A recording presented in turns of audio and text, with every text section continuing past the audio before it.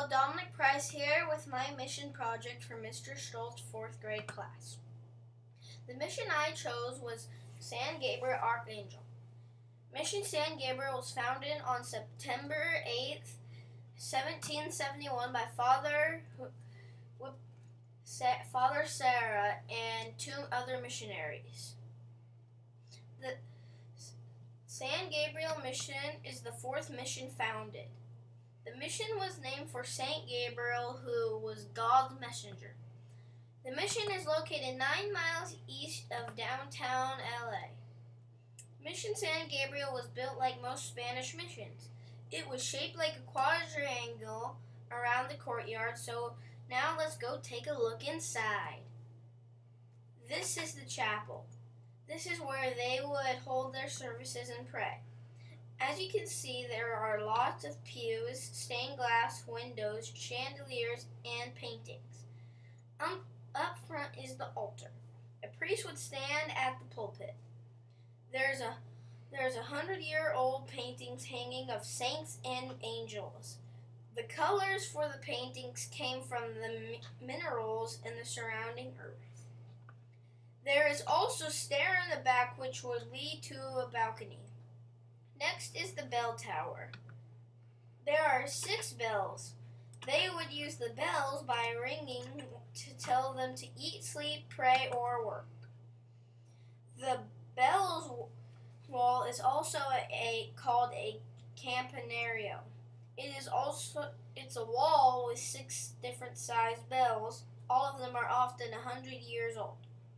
What makes San Gabriel's missions different from the other missions? Well, the bell wall is located in the back of the church instead of the front entrance. The bells played an important role in the mission life. The day at the mission would start off with the bells ringing in the morning. Those bells ringing would be a signal to tell everyone to go to church. After church, all the men at the mission would go doing farming. The neophytes plowed and planted in the fields. The boys at the mission would guard the fields from the livestock. Many of the women and girls worked in the merherios. After lunch, the bells would ring and it was siesta time. From 2 o'clock to 4 o'clock p.m., after siesta time, the bells would ring and work resumed. At 8 o'clock p.m., the bells would ring and the women would go to bed. At 9 o'clock p.m., the bells would ring again and the men would go to bed. Now we come to the Padres quarter. This is where the boys and men would sleep. Okay, now let's head out to the courtyard. The courtyard is the inside of the mission. Inside the courtyard are many doors to different rooms. Here is the blacksmith room. The blacksmith room used equipment similar to what we use today, forge, bellows, and anvils, on which was pounded the metal after it was heated. The blacksmith made all kinds of things: plows, tools, nails, cattle, brands, hinges. As you can see, there's an outside area for the blacksmith. Now let's head to the kitchen. And here is where the magic happens. Just kidding, it's where all the meals were prepared. In here you can find fire pits and adobe ovens called hornitos. They would use long wooden paddles that were used to pull the bread in and out. The woman did all the cooking. The lavera, which means keeper of the keys, is the supervisor of the cooking. Women made all sorts of things for breakfast and dinner. Okay, now we're at the granary. This is where all the food was stored at. Here you can find wheat, corn, other grains. These were all grown on the mission from seeds. Here we now are at the soldiers' quarters. Each soldier had a small bedder cot made of wooden frame with rawhide stretched over its front for a mattress. The cots were lined up in one room, so the soldiers had no privacy. The storage room is where they kept all of their extra supplies, like wood, clay, bricks, and other materials. The candle and soap room is next. Mission San Gabriel was known for the large quantities of soap that they were made. This mission had 4 large vats or boilers that were used in soap making. The vats were made of adobe bricks and lined with several inches of iron. Mission San Gabriel made so much soap that they could supply the other missions. They would use tallow, which is an important byproduct of the cattle and sheep that were on the mission, to make the candles and soap. They would also use the soap and candles as a trade item with the ships that regularly sailed along the coast of California.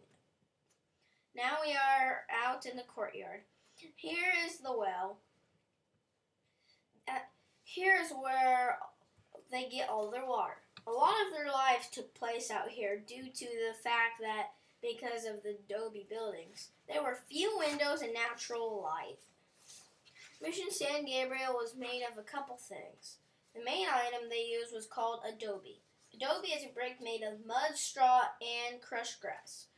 Also, they learned how to make red tiles. They called them tijas. People who helped build the mission were artisans or craftsmen. Stone mansions and blacksmiths and carpenters helped too. Here is the women's sleeping quarters. The women's jobs at the mission here were to sew, weave, cook, candle, and soaping making. Now we come to the vineyard. San Gabriel was known for the fine wine making. It was the Indians at the mission that did the work of the tending of the vineyards and pruning the vines. Men, women, and children helped with the harvesting of grapes. The grapes were crushed on a wooden platform or an area where the ground sloped. The crushing platform was covered with clean, well-curved hides. Indian men crushed the grapes by trampling on them with their feet. Here is the cemetery. The Spanish padres and soldiers who came to California brought with them from European and Mexico diseases that were previously unknown in California. Measles, chickenpox, and smallpox were not necessarily fatal to the Europeans who had developed immunity to these diseases. For the Native Americans, however, who had never encountered these diseases before, they were deadly. An average lifespan at the mission was 20 years old. The Indian tribe that lived at the mission was the Tongva and Chumash tribe. The Tongva lived near streams, rivers, and rich soil. They lived near places for food and water. The other tribe, the Chumash, had men working and harvesting plants and working with animals. Women would have to weave clothes in baskets. An interesting but sad fact is that nearly 6,000 Indians were buried at Mission San Gabriel. Here is the only gate to Mission San Gabriel. There was only one so the soldiers could protect it from the attacks. As you can see, there is crops, grains, fruits, and vegetables over there. Let's go over there now. Here also you'll find herds of animals. They took care of food and clothing. Here are a few interesting facts about Mission San Gabriel. Mission San Gabriel was moved 3 miles to the northwest because of an earthquake. San Gabriel had the largest vineyard in Spanish California. Another fact is that the door inside the side of the church opened directly onto El Camino Real, also the Royal Road, which connected to the other missions, pueblos, and presidios. I hope you enjoyed my presentation of Mission San Gabriel Arcangel.